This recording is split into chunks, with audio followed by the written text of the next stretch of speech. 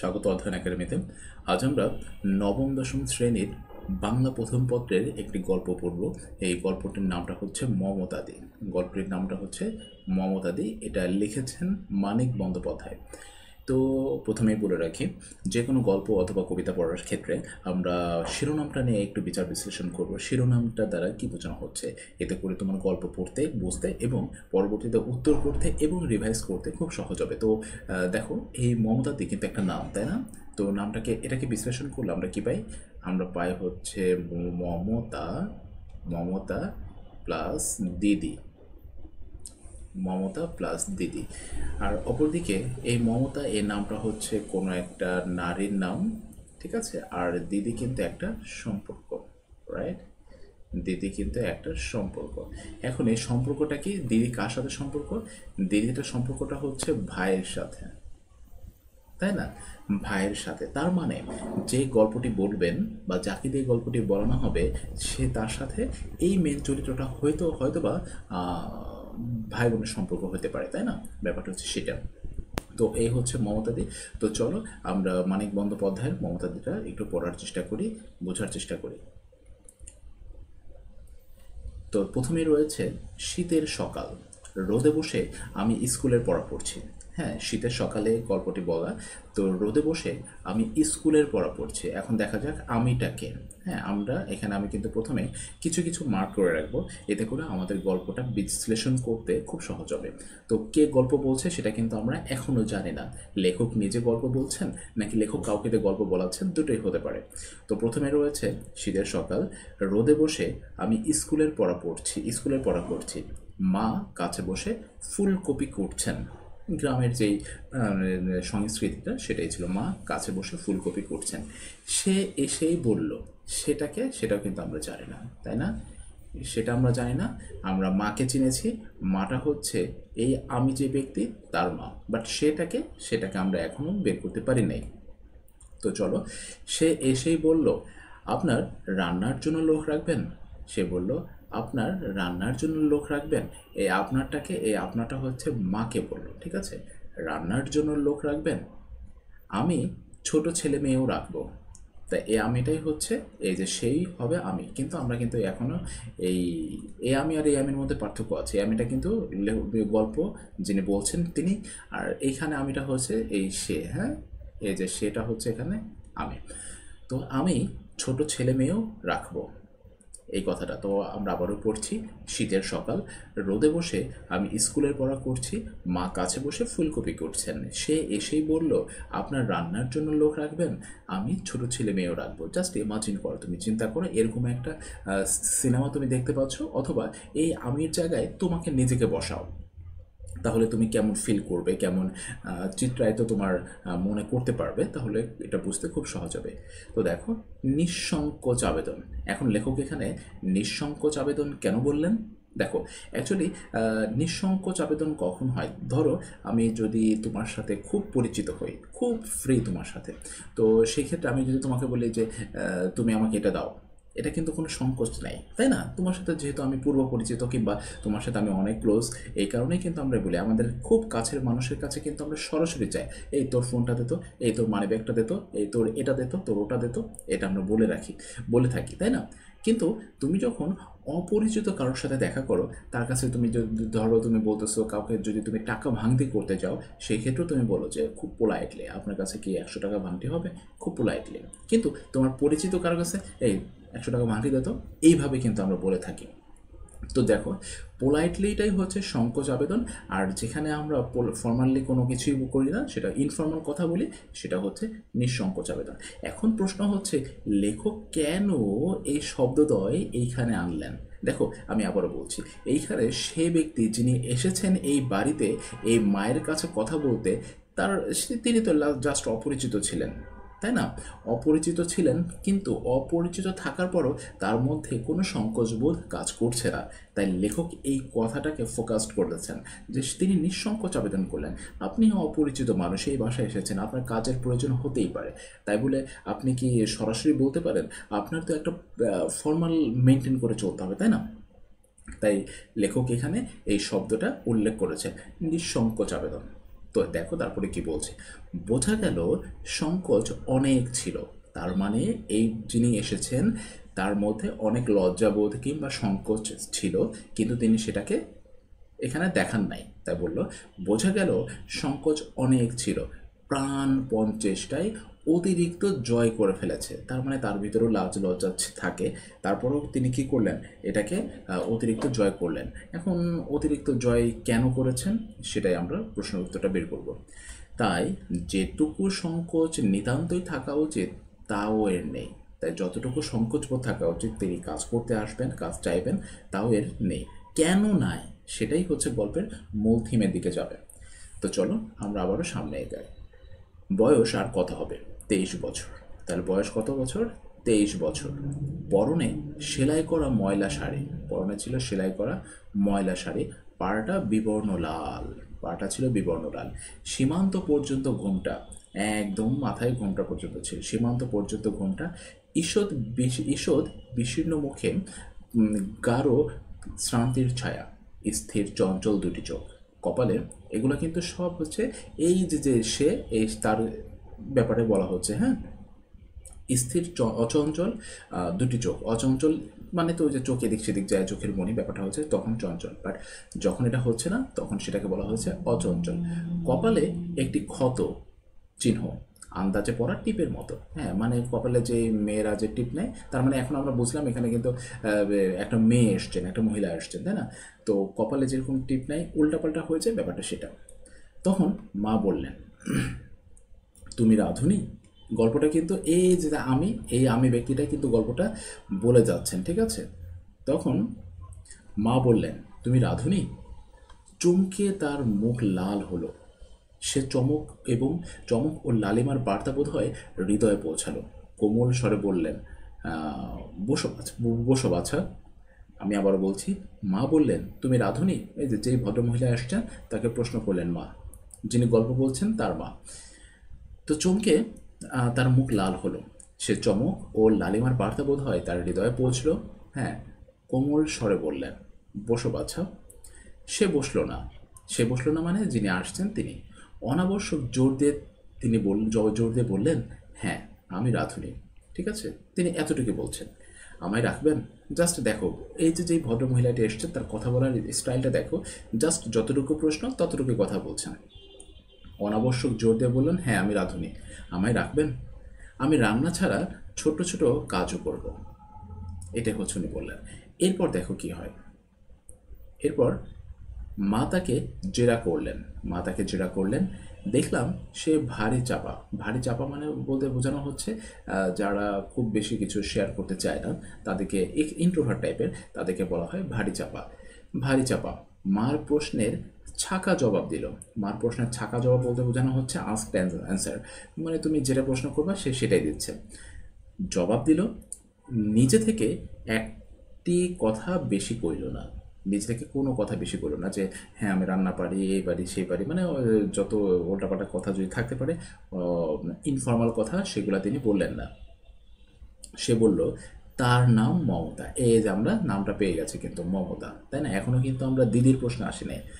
তার নাম মমতা।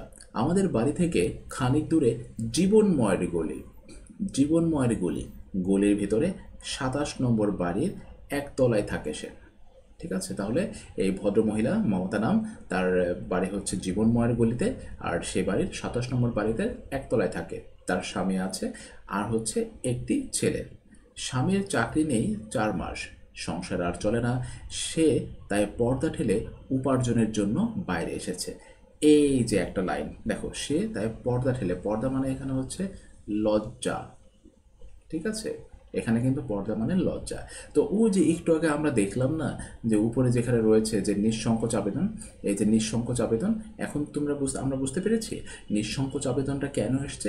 তার স্বামীর 4 মাস ধরে কোনো কাজ নেই, এখন সে এই যে এইখানে যে পর্দাটা ঠেলে কথাটা লেখক এখানে বলেছেন, তাই এই যে লজ্জা পাতির বাদ রেখে তিনি উপার্জনের জন্য বাইরে বের হয়েছেন। এই তার প্রথম চাকরি। মাইনে সে তা জানে না, দুবেলা রেঁধে দিয়ে যাবে কিন্তু খাবে না, এই হচ্ছে ব্যাপার স্যাপারে হচ্ছে। তো এখন কি হলো, 15 টাকা মাইনে ঠিক হলো। দেখো মাইনে ঠিক হলো কত টাকা, 15 টাকা মাইনে ঠিক হলো। সে বোধ হয় আরও সে বোধ হয় 12 আশা করেছিল। তার মানে মমতাদির 12 আশা করেছিল যে এ বাড়িতে আমি কাজ করবো, 12 টাকা দিতে পারে। কিন্তু যিনি গল্প বলছেন তার মা 15 টাকা অফার করেছেন। ঠিক আছে, আমি তোমাকে 15 টাকা দেবো। কৃতজ্ঞতায় দু চোখ সজল হয়ে ওঠে। সজল মানে হচ্ছে চোখে পানি, হ্যাঁ, সজল মানে হচ্ছে চোখে পানি। কৃতজ্ঞতায় চোখে সজল হয়ে উঠলো। এখন প্রশ্ন হচ্ছে, কৃতজ্ঞতায় কেন মমতাদির চোখ সজল হয়ে উঠলো? দেখো, উনি কিন্তু আশা করেছিলেন যে তার 12 টাকা দেওয়া হবে। তাই এখন তো যিনি গল্প বলছেন, গল্প কথক আমি যদি ধরে নিই লেখক নিজেই বলছেন, তো লেখকের মা যদি বলতেন না 12 টাকা দেবো না 10 টাকা দেবো, তাহলে কিন্তু তিনি কাজটি করতেন। কিন্তু তিনি দেখলেন যে না, আমি তো 12 টাকা আশা করেছিলাম, এই ভদ্রমহিলা তো আমাকে আরও 3 টাকা বেশি দিচ্ছেন, 15 টাকা বেশি দিচ্ছেন। সেই কৃতজ্ঞতায় তার চোখটা আনন্দে সজল হয়ে উঠলো। এখানে কিন্তু ব্যথায় সজল না, আনন্দে সজল হয়ে উঠলো। কিন্তু সমস্তটুকু কৃতজ্ঞতা সে নীরবেই প্রকাশ করলো, কথা কইল না। হ্যাঁ, তার মানে সে তো চাপা স্বভাবে। হ্যাঁ, সে এটা বললো না যে ধন্যবাদ এই সেই, এরকম কোনো কথাই বললো না। সে জাস্ট নীরবে প্রকাশ করলো। মা বললেন, আচ্ছা তুমি কাল সকাল থেকে এসো। সে মাথা হেলিয়ে সম্মতি জানিয়ে তৎক্ষণাৎ চলে গেল। খুবই কিন্তু শর্টকাটে কথা বলছেন এই মমতাদি। তৎক্ষণাৎ চলে গেল। এই যে যে আমি ভদ্রলোক লেখক গেটের কাছে তাকে পাকড়াও করলাম। আমি গেটের কাছে তাকে পাকড়াও করলাম। শোনো, এক্ষুনি যাচ্ছ কেন? রান্নাঘর দেখবে না? আমি আমি দেখিয়ে দিচ্ছি, এসো। মমতাদি বললেন, কাল দেখব। কাল দেখব বলে সে 1 সেকেন্ড দাঁড়ালো না, আমায় তুচ্ছ করে দিয়ে চলে গেল। তুচ্ছ করে দিয়ে চলে গেল বলতে এখানে বোঝানো হচ্ছে তাকে উপেক্ষা করা। এখানে তুচ্ছ মানে কিন্তু অপমান করা না। আমরা সাহিত্যের ভাষাটাকে বোঝার চেষ্টা করব, কোন প্রেক্ষাপটে কোন লাইনে কি কথা বলা হচ্ছে। ঠিক আছে, তো এখন বলা হলো যে তুচ্ছ করে দিয়ে চলে গেল।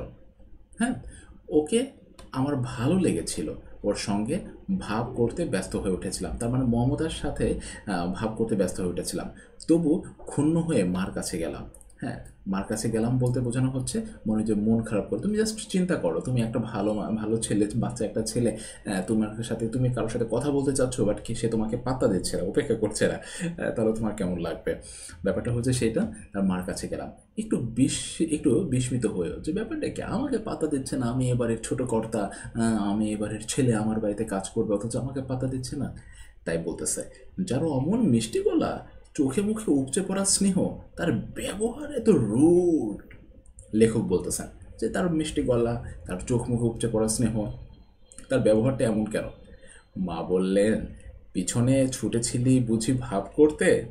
ভাবিস না, তোকে খুব ভালোবাসবে, বারবার তোর দিকে এমন করে তাকাচ্ছিল।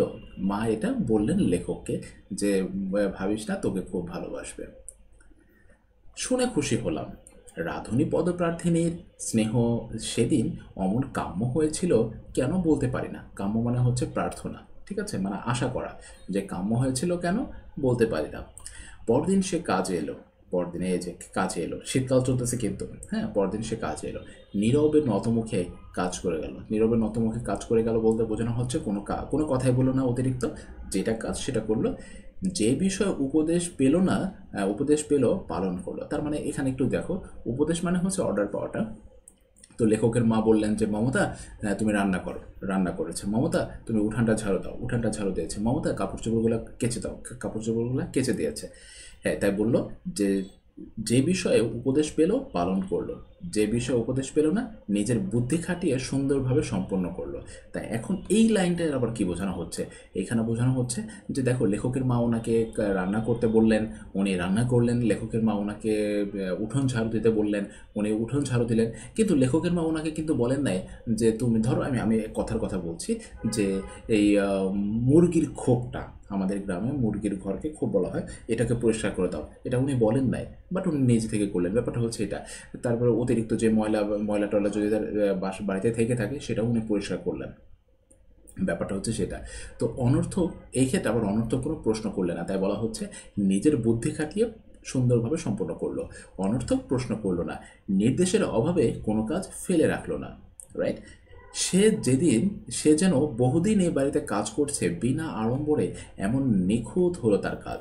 তাই বিনা আড়ম্বর মানে হচ্ছে একদম মানে প্রচুর বকবক করে কথা বলবে, ব্যাপারটা তারা। তাই বলতেছে সে এমনভাবে কাজ করলো যেন এটা তার নিজের বাড়ি, অনেকদিন ধরেই সে এখানে কাজ করছে। কাজের শৃঙ্খলা ও ক্ষিপ্রতা দেখে সকলে তো খুশি হলেন, মার ভবিষ্যৎ এখানে একটু দেখো। কাজের শৃঙ্খলা বলতে বোঝানো হচ্ছে একটার পর একটা কাজ কীভাবে সুন্দরভাবে করলেন, আর এখানে ক্ষিপ্রতা হচ্ছে মনোযোগ। ক্ষিপ্রতা মানে কিন্তু এখানে রেগে যাওয়া না। ক্ষিপ্রতা মানে হচ্ছে মনোযোগ, কোনো কিছুর উপরে প্রবল আগ্রহ দেখিয়ে কাজ করা, সেটা হচ্ছে ক্ষিপ্রতা। ঠিক আছে? তো এখানে ক্ষিপ্রতা মানে রেগে যাওয়া না। ক্ষিপ্রতা কিন্তু শাব্দিক যে অর্থ সেটা হলো রেগে যাওয়া, কিন্তু এখানে ক্ষিপ্রতা মানে হলো মনোযোগ দেওয়া। তো ক্ষিপ্রতা দেখে সকলে তো খুশি হলেন, মার ভবিষ্যৎবাণী সফল করে সে যে আমায় খুব ভালোবাসবে তার কোনো লক্ষণ না দেখে আমি ক্ষুণ্ণ হলাম। এই যে লেখক বলতেছেন, মা তো বলছিলেন যে তোকে খুব ভালোবাসবে, সে তোর দিকে যেভাবে তাকাচ্ছিল, কিন্তু কাজ করলো সব ঠিকঠাক, কিন্তু আমার দিকে তার কোনো মনোযোগ নাই। এই ব্যাপারটা দেখে আমি কিছুটা ক্ষুণ্ণ হলাম। দুবার খাবার জল চাইলাম, 4-5 বার রান্নাঘরে গিয়ে দাঁড়ালাম, কিন্তু কিছুতেই সে আমায় ভালোবাসলো না, মানে আমার সাথে কোনো কথা বলছে না, বরং রীতিমতো উপেক্ষা করলো, আমাকে ইগনোর করে যাচ্ছে বারবার। শুধু আমাকে নয়, সকলকেই। হ্যাঁ, মমতা দিয়ে সকলকেই, কারোর সাথে কোনো কথা বলছে না, যেহেতু চাপা স্বভাবের, যেহেতু আগে এসব কাজ করে নাই, এই কারণে কিন্তু কাজগুলিকে সে আপন করে নিল, মানুষগুলির দিকে ফিরেও তাকালো না। এখন এই ফিরে তাকালো না, এটা কিন্তু মমতাদের অহংকার বসে না, তিনি প্রচণ্ড ইন্ট্রোভার্ট। এই কারণে মায়ের সঙ্গে মৃদু স্বরে দুই একটা দরকারি কথা বলা ছাড়া, হ্যাঁ, কথা বলা ছাড়া 6টা থেকে বেলা 10:30 অবধি একবার কাশির শব্দ পর্যন্ত করল না। সে যেন ছায়াময়ী মানবী, ছায়ার মতোই ম্লানিমার ঐশ্বর্যে মহীয়সী, কিন্তু ধরাছোঁয়ার অতীত, শব্দহীন, অনুভূতিহীন, নির্বিকার। এটা হচ্ছে মমতাদির সৌন্দর্যটাকে লেখক বর্ণনা করলেন। রাগ করে আমি, ওই যে পরের দিনের কথা কিন্তু, রাগ করে আমি স্কুলে চলে গেলাম। সে কি করে জানবে মাইনে করা রাঁধুনির দূরে থাকাটায় সকলে তার কাছে আশা করছে না। তার মানে লেখক সকলে বলতে এখানে এখানে কিন্তু লেখক নিজে, হ্যাঁ, লেখক নিজে আশা করছে না, ব্যাপারটা হচ্ছে তাই তাই বলতেছে সকলে আশা করছে না, তার সঙ্গে কথা কইবার জন্য বাড়ির ছোট কর্তা ছটফট করছে। এই ছোট কর্তাই কিন্তু সকলে, এবং এই ছোট কর্তাই কিন্তু লেখক নিজে। এই হচ্ছে দ্বিতীয় দিনের কথা। সপ্তাহখানেক নিজের নতুন অবস্থায় অভ্যস্ত হয়ে যাওয়ার পর সে আমার সঙ্গে ভাব করলো। তাহলে সপ্তাহখানেক পরে হলো লেখকের সাথে সে খুব ফ্রিলি কথাবার্তা বলল। বাড়িতে সেদিন কুটুম এসেছিল, সঙ্গে এসেছিল এক গাদা রসগোল্লা আর সন্দেশ। প্রকাশ্য ভাগটা হচ্ছে এই লেখকের মা যখন সবাইকে এই মিষ্টি আর সন্দেশ, রসগোল্লা আর সন্দেশ দিচ্ছিলেন, সেটাকে বলা হচ্ছে প্রকাশ্য ভাগ। তাই প্রকাশ্য ভাগটা প্রকাশ্যে খেয়ে ভাড়ার ঘরে গোপন ভাগটা মুখে পুড়ে চলেছে, খাঁটি বাংলায় চুরি করে খাওয়া।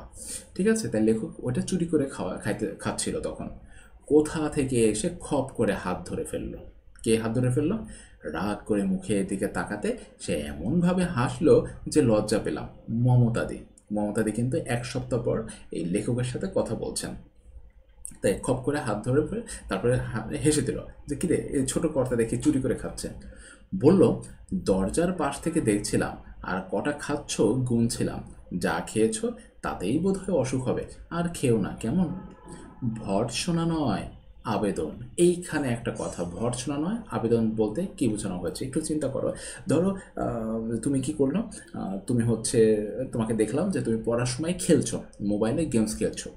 তো এখন মোবাইলে গেমস খেলার পরে আমি যদি তোমাকে খুব ভালোবাসি, হ্যাঁ, তাহলে মানে আমি যদি তোমাকে ভর্ৎসনা না করি, আমি তোমাকে কি বলবো যে অমুক মোবাইলটা খেলো না, এটা সবসময় খেলতে হয় না, এখন একটু পড়ার সময় তুমি এখন একটু পড়ো। এটা হচ্ছে তোমাকে আবেদন করলাম। কিন্তু এই কথাটাই আমি যদি উল্টাভাবে অন্যভাবে বলি, এই তুমি এখন মোবাইল খেলছো কেন, পড়ার সময় না, এইটাকে বলা হয় হলো ভর্ৎসনা, মানে তিরস্কার করা। ঠিক আছে? দেখো, একই কথা দুইভাবে বলার কারণে একটা সময় হয়ে গেল ভর্ৎসনা, আর একটা সময় হয়ে গেল আবেদন। তাই এইখানে মমতাদি লেখককে ভর্ৎসনা করেন নাই, আবেদন করছেন যে অসুখ হবে আর খেও না কেমন। এটাকে ভর্ৎসনা বলে না, আবেদন বলে। মার কাছে ধরা পড়লে বকুনি খেতাম এবং এক খাবলা খাবার তুলে নিয়ে ছুটে পালাতাম। এর আবেদনে হাতের খাবার ফেলে দিলাম। যেহেতু সে ভালো মতো বলছে, এই কারণে আমি তার আর খাবারটা খাইনি, আমি হাতের খাবারটা ফেলে দিয়েছি। সে বলল, লক্ষ্মী ছেলে, এসো জল খাবে। বাড়ির সকলে কুটুম নিয়ে অন্যত্র ব্যস্ত। জল খেয়ে আমি রান্নাঘরে আসন পেতে তার কাছে বসলাম। এতদিন তার গম্ভীর মুখই শুধু দেখেছিলাম, আজ প্রথম দেখলাম সে নিজের মনে হাসছে। 1 সপ্তাহ পর লেখক দেখল যে সে নিজের মনে হাসছে। আমি বললাম, বামুনদি। সে চমকে হাসি বন্ধ করলো, এমনভাবে আমার দিকে তাকালো যেন আমি তাকে গাল দিয়েছি। বুঝতে না পেরে অপ্রতিভ হলাম, মানে আমি নিজে অবাক হয়ে গেলাম। এখন এইখানে একটা কথা, এই লাইন দ্বারা কি বোঝানো হচ্ছে দেখুন। সে তো নর্মালি বামুনদি, মানে বামুনদি তো এটাকে সম্মান দিয়ে বলা, তাই না? এটা কিন্তু একটা সম্মান, বামুনদি। এখন সে এই বাড়িতে কাজ করতে আসছে, সে ধরে নিয়েছিল এই বাড়িতে তাকে এরকমভাবে সম্মান দেওয়া হবে না, তাকে কাজের মানে কাজের ব্যাপারটাই তাকে বলা হবে যে সে কাজের মহিলা। কিন্তু বাড়ির ছোট কর্তা, মানে বাড়ির ছেলে তাকে বলতেছে বামুনদি। তাই সে অবাক হয়ে গেল। এই অবাক হয়েটা কিন্তু আনন্দে অবাক হয়ে যাওয়া, সম্মান পেয়ে অবাক হয়ে যাওয়া। তো সে চমকে হাসি বন্ধ করলো, এমনভাবে আমার দিকে তাকালো যে আমি তাকে গাল দিয়েছি। বুঝতে না পেরে অপ্রতিভ হয়ে উঠলো। আমি অবাক হয়ে গেলাম যে ব্যাপারটা কি হলো, কি হলো বামুনদি, লেখক প্রশ্ন করলেন। হ্যাঁ, সে এদিক ওদিক তাকালো। ডালে খানিকটা নুন ফেলে দিয়ে এসে হঠাৎ আমার গা ঘেঁষে বসে পড়ল। গম্ভীর মুখে বলল, আমায় বামুনদি বলো না খোকা, শুধু দিদি বলো। তার কারণটা বামুনদি হলো তাকে অনেক সম্মান দেওয়াটা। তো সে বলতেছে, আমাকে এতটা সম্মান দেওয়া দরকার নেই, এটা তোমার ফ্যামিলি জানলে তোমাকে রাগ করতে পারেন, শুধু দিদি বলো। তোমার মা রাগ করবেন দিদি বললে? আমি মাথা নাড়লাম। হ্যাঁ, আমি মাথা নাড়লাম, না রাগ করবে না। সে ছোট এক নিঃশ্বাস ফেলে আমাকে এত কাছে টেনে নিল যে আমার প্রথম প্রথম ভারী লজ্জা লাগতে লাগলো। এরপর যেটা হচ্ছে, তারপর কিছুক্ষণ আমাদের গল্প চলল। সে অপূর্ব কথোপকথন মনে করে লিখতে পারলে সাহিত্যে না হোক আমার কাছে সবচেয়ে মূল্যবান লেখা হয়ে উঠত। তার মানে অনেক সুন্দর সুন্দর গল্প এই মমতাদি করেছেন ওর সাথে। হঠাৎ মা এলেন। সে দু হাতে আমাকে একরকম জড়িয়েই ধরেছিল। হাত সরিয়ে ধরা পড়া চোরের মতো হঠাৎ বিব্রত হয়ে উঠল। দু চোখে ভয় দেখা দিল, কিন্তু সে মুহূর্তের জন্য। পরক্ষণে আমার কপালে চুম্বন করে মাকে বলল, এত কথা কইতে পারে আপনার ছেলে? তখন বুঝিনি, আজ বুঝি। স্নেহে সে আমায় আদর করেনি, নিজের গর্ব প্রতিষ্ঠার লোভে। ঠিক আছে, মা যদি বলতেন, খোকা উঠে আয়, যদি কেবল মুখ কালো করে সরে যেতেন, পরদিন থেকে সে আর আসতো না। 15 টাকার খাতিরেও না, স্বামী পুত্রের অনাহারের তাড়নাতেও না। এইখানে একটা গুরুত্বপূর্ণ কথা আছে। তো দেখো, তখন বুঝিনি, তখন মানে কখনো যে প্রথম দিন যে কথা বলতে পারে নাই, কথা বলে না, পাত্তা দেয় নাই, তাই সেটাই যে তখন বুঝিনি। আজ বুঝলাম সে স্নেহে আমাকে আদর করেনি নিজের গর্ব প্রতিষ্ঠার লোভে। তার মানে নিজের গর্ব প্রতিষ্ঠা হচ্ছে নিজের আত্মমর্যাদার যে ব্যাপারটা আছে সেটা। তার কারণ মমতাদি এটা কিন্তু ধরে নিয়েছিল, আমি যদি এই ছেলের সাথে, বাড়ির তো এটা বাড়ির মালিকের ছেলে, তার সাথে যদি আমি কথা বলি তাহলে আমাকে বার সাথে রাগারাগি করতে পারেন, ব্লা ব্লা অনেক কিছু বলতে পারেন। তো এটা তো তার ব্যক্তিত্বের সাথে যায় না, এটা তিনি নিতে পারতেন না, মমতাদি নিতে পারতেন না, সেই কারণে তিনি এটা করেননি। মা যদি বলতেন যে খোকা উঠে আয়, হ্যাঁ, এটা কথাটা মা কখন বলতেন? যখন মায়ের মধ্যে এই ডিসক্রিমিনেশনটা ছিল, পার্থক্যটা ছিল যে সে তো কাজের লোক, তার সাথে আমার ছেলে কেন এত কথা বলবে। তো তারপর দিন থেকে তিনি আসতো না, 15 টাকা খাতিরেও না, স্বামী পুত্রের অনাহারে তাড়ানোতেও না। কিন্তু কাহিনী কী ঘটল? মা হাসলেন, বললেন, ও ওই রকম সারাদিন বক বক করে, বেশি আশকারা দিও না, জ্বালিয়ে মারবে। হ্যাঁ, এই যে কথাটা, বেশি আশকারা দিও না। এখন দেখো, মা কিন্তু এখানে ছেলেটাকে উঠে আসতে বলে নাই। বেশি আশকারা দিও না বলতে বোঝানো হচ্ছে তোমার সাথে হ্যাঁ গল্প গুজব করুক, কিন্তু ও তোমার মাথায় উঠে বসবে, ব্যাপারটা হচ্ছে সেটা। তো এরপরে কি হয় দেখো, মা চলে গেলেন। তার দু চোখ দিয়ে 2 ফোঁটা দুর্বোধ্য রহস্য টপ টপ করে ঝরে পড়ল। মা অপমান করলে তার হয়তো শুকনোই থাকতো, সম্মানে চোখের জল ফেলল। এই কথাটা দ্বারা কি বোঝানো হচ্ছে? তো উনি কিন্তু সিদ্ধান্ত নিয়ে আসছে যে এবারে আমি কাজের লোক, আমাকে সেভাবে চলতে হবে। তার মানে তাকে অতটা সম্মান তার পাওয়ার যোগ্য তিনি না। তো এখন মা যদি লেখককে বলতেন যে ওখান থেকে উঠে আয়, যদি রাগারাগি করতেন, ও কাজের লোক, তুই বাড়ির ছেলে, এত ভাব কিসের, তাই না? তো এই কথাটা বললে এই মমতাদি একটু অপমান বোধ করতেন না, তিনি কেননা সিদ্ধান্ত নিয়েই ফেলেছিলেন যে তাকে এভাবেই ট্রিট করা হবে, মূল্যায়ন করা হবে। কিন্তু মা তো ভালো মানুষ, তা করলেন না, উল্টা তাকে সম্মানিত করলেন। তিনি বললেন যে হ্যাঁ, তার মানে তার কথায় যে আশকারা দিও না, এটাই হচ্ছে। তাই এই সম্মানটা পাওয়ার কারণে তিনি লেখক দেখলেন যে দু ফোঁটা দুর্বোধ্য রহস্য টপ টপ করে ঝরে পড়ল। কিন্তু মা যদি তাকে অপমান করতেন, শুকনোই থাকতো, সম্মানে এই জল ফেলল। সে সম্মানের আগাগোড়া করুণা ও দয়া মাখা ছিল, সেটা বোধহয় তার সইল না। মায়ের সুন্দর ব্যবহারটাই তাকে সম্মানিত করেছেন। 3-4 দিন পরে তার গালে 3টা দাগ দেখতে পেলাম। মনে হলো আঙ্গুলের দাগ। মাস্টার্ডের চর খেয়ে একদিন অবনে হয়তো বা লেখকের বন্টন হতে পারে, অবনের গালে যেরকম দাগ হয়েছিল তেমনি। আমি ব্যস্ত হয়ে প্রশ্ন করলাম, তোমার গালে আঙ্গুলের দাগ কেন? কে চর মেরেছে? লেখক বলছেন, তোমার গালে আঙ্গুলের দাগ কেন? কে চর মেরেছে? সে চমকে গালে হাত চাপা দিয়ে বলল, দূরও। তারপর সে হেসে বলল, আমি নিজে মেরেছি। কাল রাত্রে গালে একটা মশা বসেছিল। খুব রেগে তখন, হ্যাঁ মানে খুব রেগে, তাই তখন খুব রেগে তিনি কী করলেন, খুব রেগে তিনি ওই মশার উপরে থাপড় দিয়েছিলেন, মানে তিনি বলতে চাচ্ছেন। তারপর সে দাগটা হয়ে গেছিল।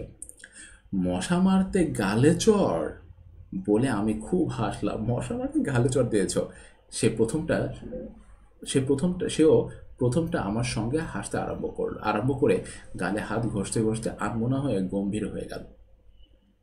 তার মুখ দেখে আমারও হাসি বন্ধ হয়ে গেল, মানে হাসতে হাসতে সে কোনো এক চিন্তায় মগ্ন হয়ে গেল। যে দেখলাম ভাতের হাড়ির বুদবুদটা বাষ্পে কি যেন তার চোখ পলক হারিয়েছে, মানে এক পলকে তাকিয়ে আছে ভাতের হাড়ির দিকে। নিচের ঠোঁট দাঁতে দাঁত কামড়ে ধরেছে, বেদনায় মুখ হয়েছে কালো। সন্দিগ্ধ হয়ে বললাম, তুমি মিথ্যে বলছো দিদি, তোমায় কেউ মেরেছে। লেখক কিন্তু বুঝতে পেরেছে যে ও না, এটা সত্যি না যে মশা মারছে, এটা হচ্ছে ওনাকে কেউ মেরেছে।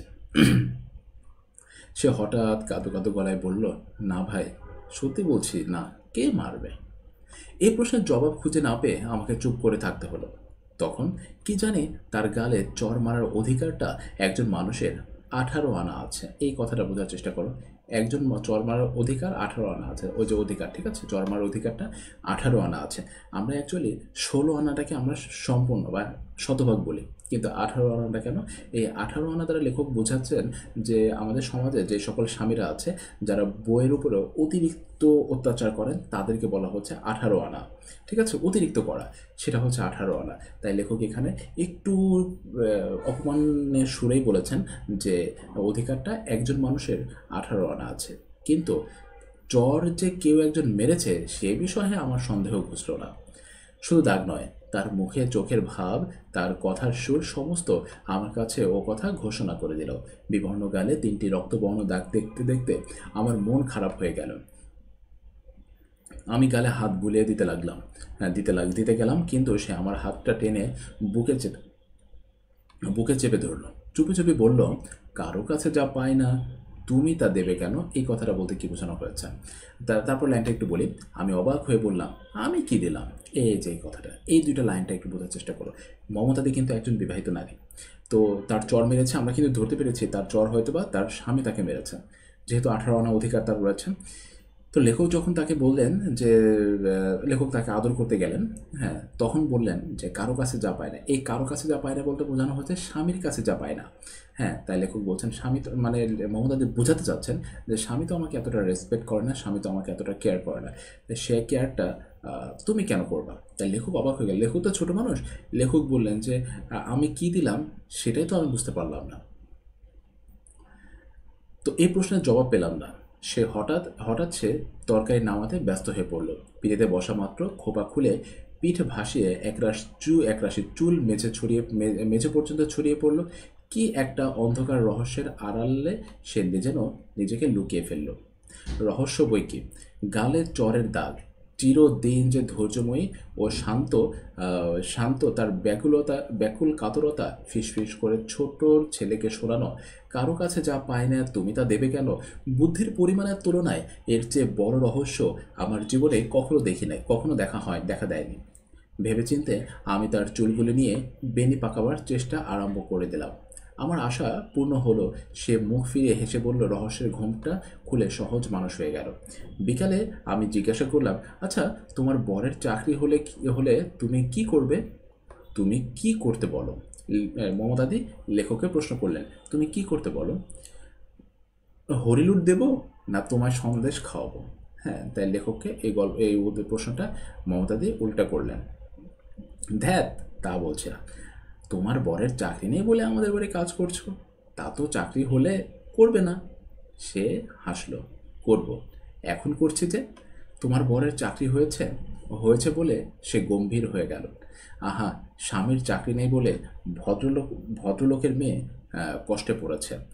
পাড়ার মহিলাদের কাছে মার এই মন্তব্য শুনে মমতাদির বরের চাকরির জন্য আমি দুশ্চিন্তাগ্রস্ত হয়ে উঠেছিলাম। তার চাকরি হয়েছে শুনে পুলকিত হয়ে মাকে সংবাদটা শুনিয়ে দিলাম। মা তাকে ডেকে পাঠালেন। তোমার স্বামীর চাকরি ডেকে পাঠালেন, তারপর বললেন, তোমার স্বামীর চাকরি হয়েছে? সে স্বীকার করে বলল, বেশি দিন নয়, ইংরেজি মাসের পহেলা থেকে। মা বললেন, অন্য লোক ঠিক করে দিতে পারছো না বলে কি তুমি কাজ ছেড়ে দিতে ইতস্তত বোধ করছো? তার কোনো দরকার নেই। আমরা তোমায় আটকে রাখবো না। তোমার কষ্ট দূর হয়েছে, তাতে আমরাও খুব খুশি। তুমি ইচ্ছে করলে এই বেলায় কাজ ছেড়ে দিতে পারো, আমাদের অসুবিধা হবে না। তার চোখ জল তার চোখে জল এলো। সে শুধু বলল, আমি কাজ করব। মা বললেন, স্বামীর চাকরি হয়েছে তবু? সে বলল, তার সামান্য চাকরি তাতে কুলাবে না মা, আমায় ছাড়বেন না। আমার কাজ কি ভালো হচ্ছে না? মা ব্যস্ত হয়ে বললেন, অমন কথা তোমার শত্রু বলতে পারবে না মা, সেজন্য নয়। তোমার কথা ভেবে আমি বলছিলাম, তোমার ওপর মায়া বসেছে। তুমি চলে গেলেও আমাদেরও কি ভালো লাগবে? সে এরকম সে একরকম পালিয়ে গেল। আমি তার পিছু নিলাম। রান্নাঘরে ঢুকে দেখলাম সে কাঁদছে। আমায় দেখে চোখ মুছল। আচমকা বলল, মিথ্যে বললে কি হয় খোকা? মিথ্যে বললে কি হয় জানতাম না। মিথ্যে বললে কি হয় জানতাম। বললাম, পাপ হয়। গরু নিন্দা বাঁচাতে মিথ্যে বললে? এটা জানতাম না। গরু নিন্দা পাপ, মিথ্যা বলা পাপ।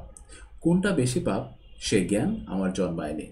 কিন্তু না জানা কথা বলেও সান্ত্বনা দেওয়া চলে দেখে বললাম, তাতে একটুও পাপ হয় না।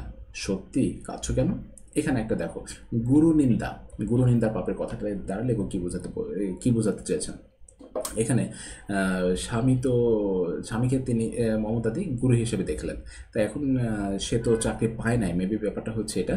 তাই এমনি মিথ্যা বলছে যে না, সে চাকরি পেয়েছে। হ্যাঁ, যদি বলতো যে না, সে চাকরি পায় না, তাহলে বলতো যে তাহলে কি সে অপদার্থ? ব্যাপারটা তো তাই হতো লেখকের মায়ের কাছে। তাই সে মিথ্যাটা বলেছে যে না, সে চাকরি পেয়েছে। তাই বলতেছে, গুরু নিন্দা করলে কি পাপ হয়? ওকে। তখন তার চাকরির 1 মাস বোধহয় পূর্ণ হয়নি। একদিন স্কুল থেকে বাড়ি ফেরবার সময় দেখলাম জীবনময়ের গলির মোড়ে ফেরিওয়ালার কাছে কমলা লেবু কিনছে। লেখক বলতেছে, আমি ওই মমতাদিকে দেখলাম সে কমলা লেবু কিনছে। সঙ্গে নেবার ইচ্ছে নেই টের পেয়েও একরকম জোর করেই বাড়ি দেখতে গেলাম। 2টি লেবু কিনে আমাকে সঙ্গে নিয়ে সে গলিতে ঢুকলো। বিশ্রী নোংরা গলি। হ্যাঁ, গলিটা বিশ্রী নোংরা।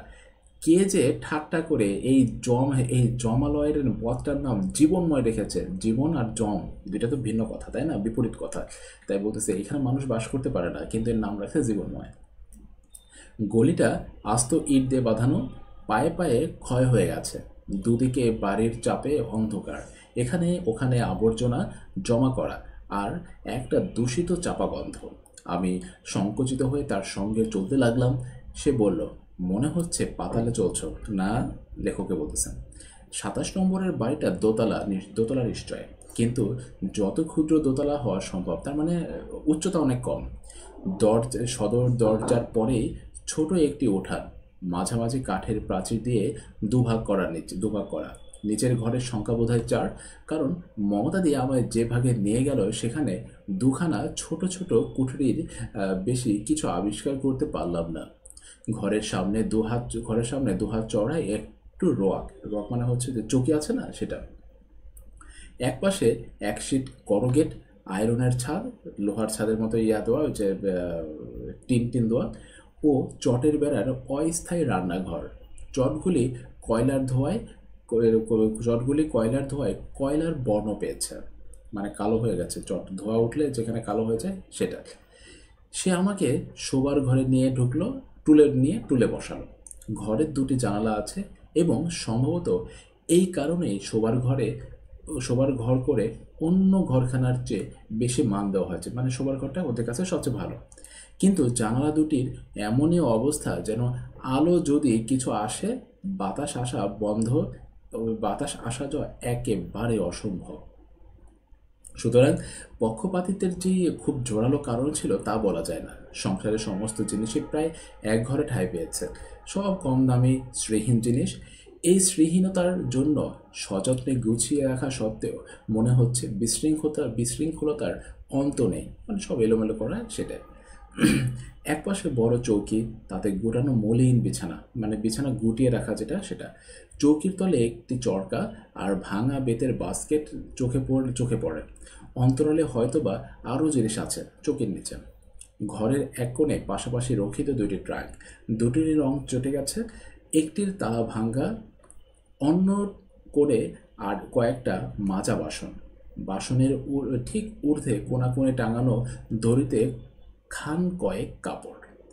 এই দুই কোণের মাঝামাঝি দেয়াল ঘেঁষে পাতা একটি ভাঙা টেবিল, আগাগোড়া দড়ির ব্যান্ডেজের জোরে কোনো মতে দাঁড়িয়ে আছে। টেবিলের যে পায়া ভেঙে গেছে সেটাকে আবার দড়িতে পেঁচায় রাখছে।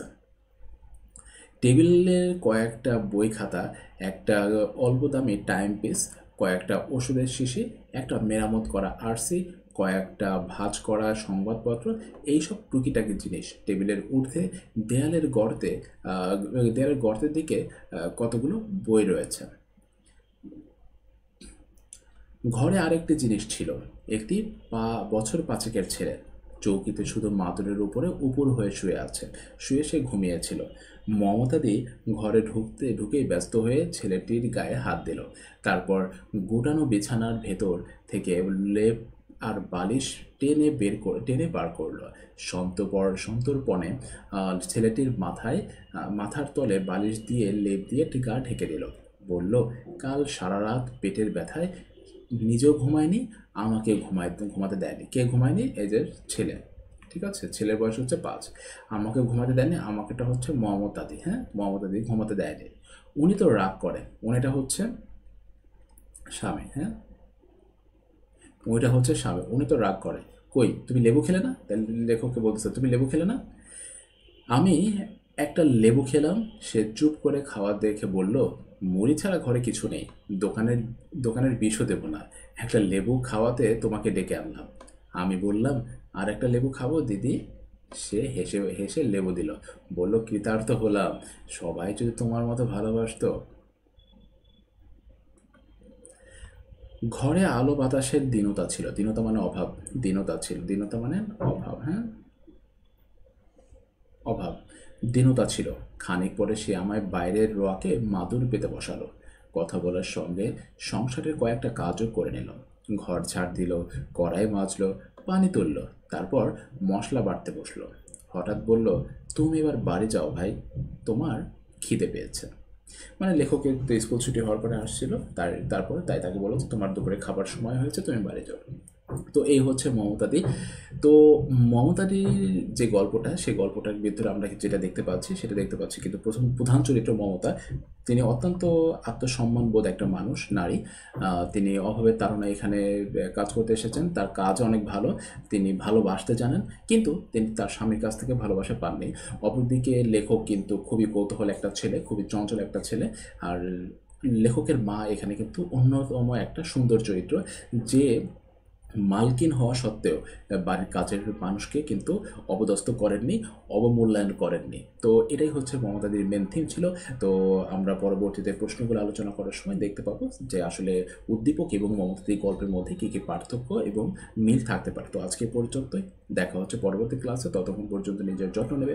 আল্লাহ হাফেজ।